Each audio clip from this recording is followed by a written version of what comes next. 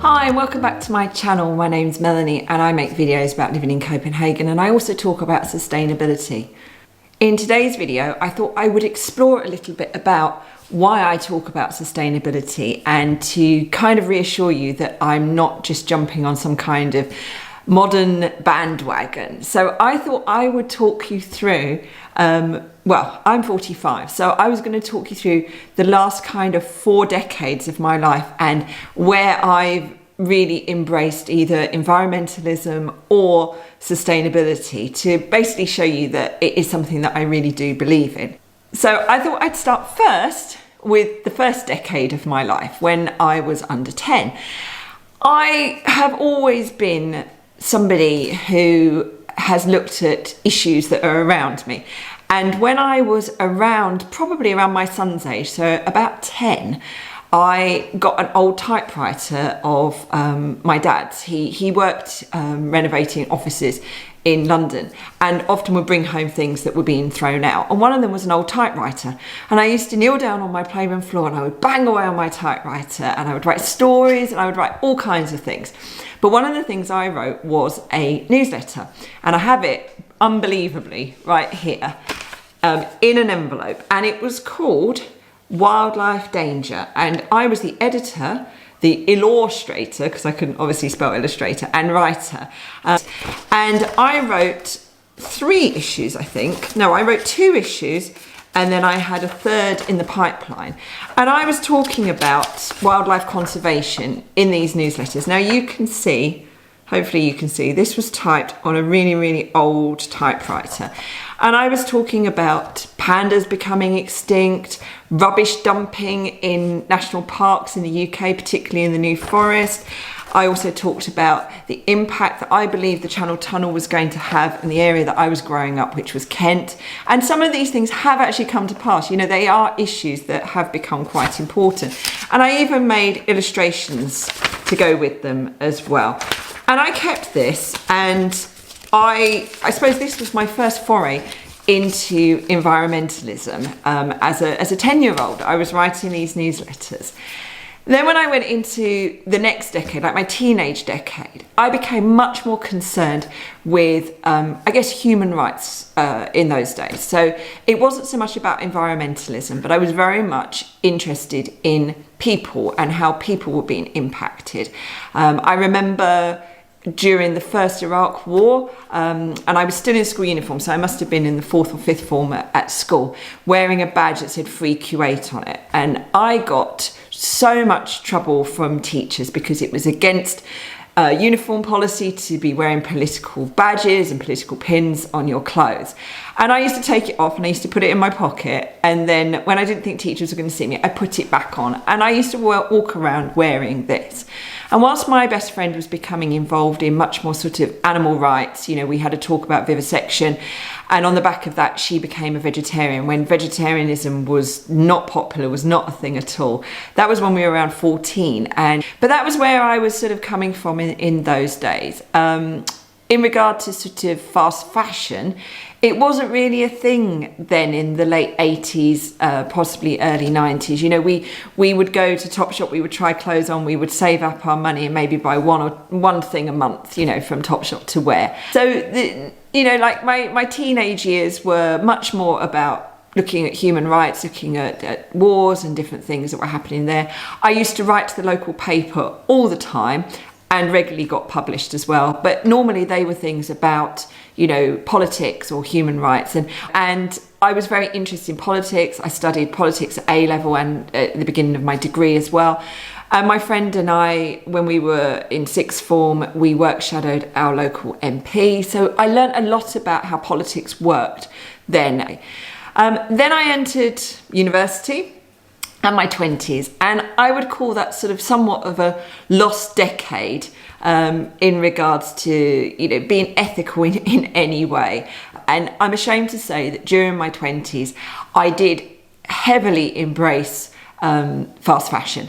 It was pretty new then. Primark was fairly new on the block, and at first I would shop there because I didn't have a very high income, but then it became quite addictive, and I would go every month and spend maybe £80, £100 in Primark with clothes I really didn't need or want. And I didn't really think about the impact. I don't think many of us in those days really thought about the impact of fast fashion. And it was towards the end of my 20s that I started to get a little bit more back, I guess, into ethical living and ethical thinking. I was working for the National Federation of Women's Institutes, the WI, at their head office as their communications manager. And a lot of the campaigns that we were working on were very much based on sustainability, ethical living. I'm always saying to people, you know, we were talking about issues back then, 15, 20 years ago, talking about issues that are still being talked about now and are actually much more, you know, urgent now. So perhaps if we'd been listened to back then we wouldn't be where we are now. Now, I will link up above a video that the WI made sometime after I left them, but I think this really does sum up where they're coming from and why we need to listen to wise women in our communities. So that really raised my awareness. Now, I wasn't as knowledgeable or as passionate as a lot of my colleagues. Ruth Potts was the head of our public affairs at the time. And if you Google Ruth, she's now, I think she's a university lecturer, but she was also a year or so ago arrested for some environmental activism at Heathrow Airport. So she was so passionate. And back then I felt quite intimidated by these kind of people. I didn't think I knew as much as them. But that shouldn't really have been as important. But one of the things towards the end of my 20s, my husband and I weren't married at that point, but we moved into a house. We had a garden, and I started to really embrace, I guess, more sort of sustainable living then. We had a water butt in our garden, which we collected water for our garden, you know, for watering things. We had a composting sort of bin. And I do remember my friend's husband, when they came the night before our wedding, came round for a barbecue, and he was and probably is still very passionate about composting, and he opened up the bottom of our composter and he put his hand in and he pulled out this dark brown black compost, and he turned to me and he said, "Mel, this is black gold. This is black gold. You need to put this all over your garden."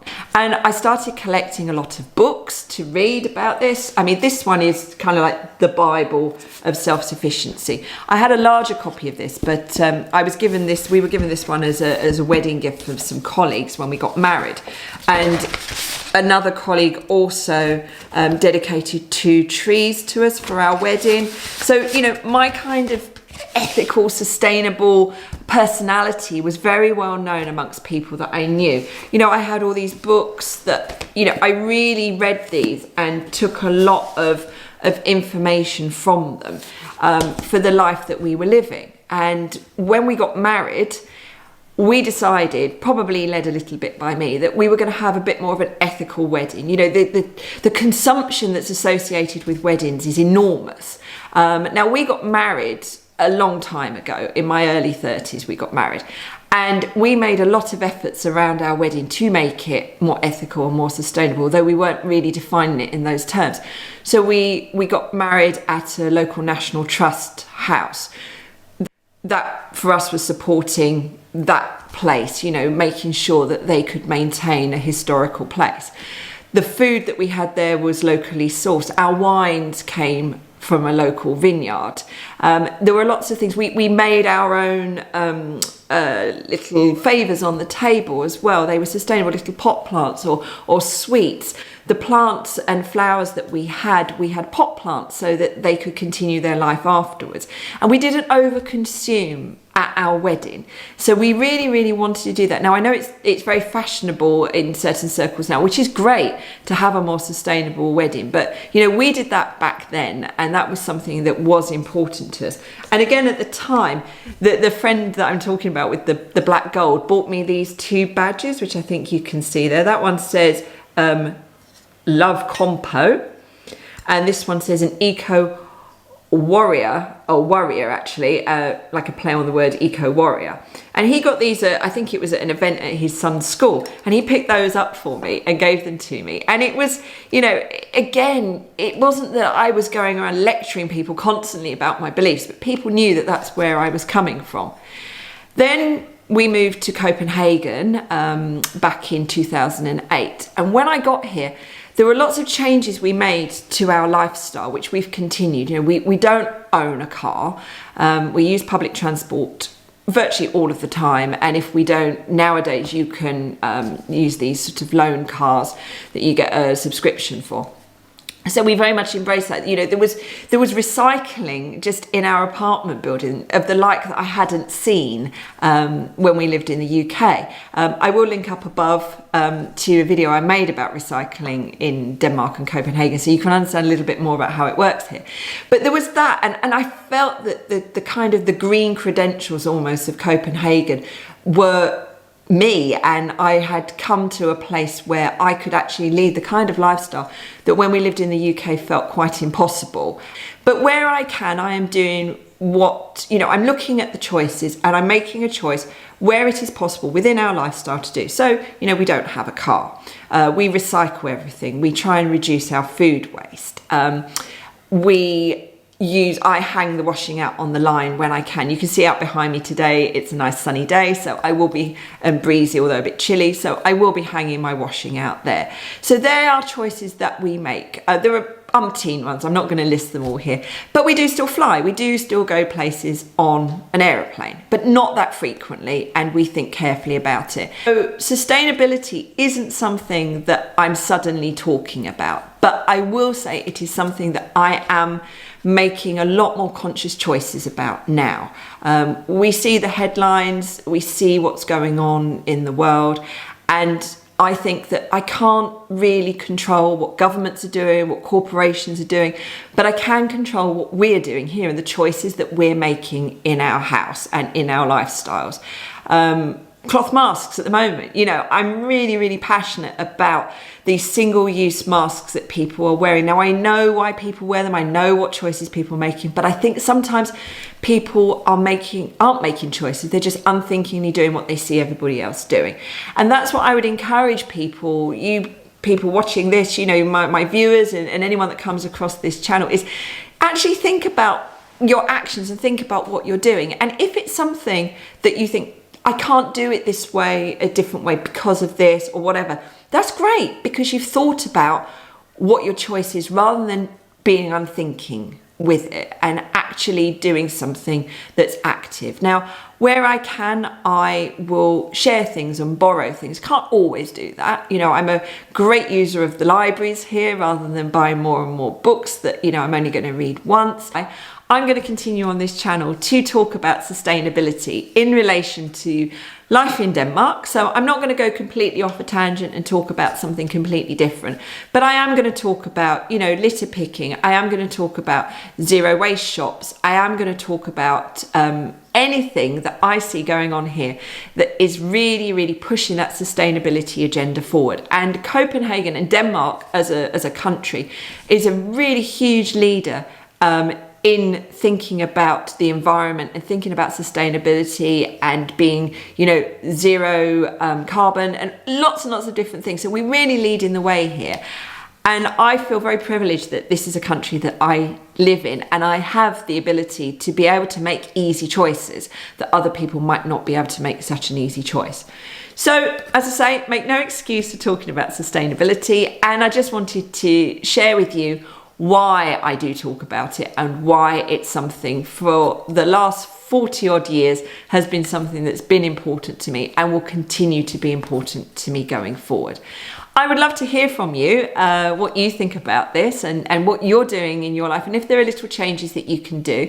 And I'm going to put some resources down below for different websites and groups that I belong to, and different resources that you can also look at if you want to just take some small steps towards being sustainable, or some bigger steps if you're already on the journey. So that's it for today. I hope you've enjoyed this video. I'm going to go back to actually getting out there and making some videos as well very soon.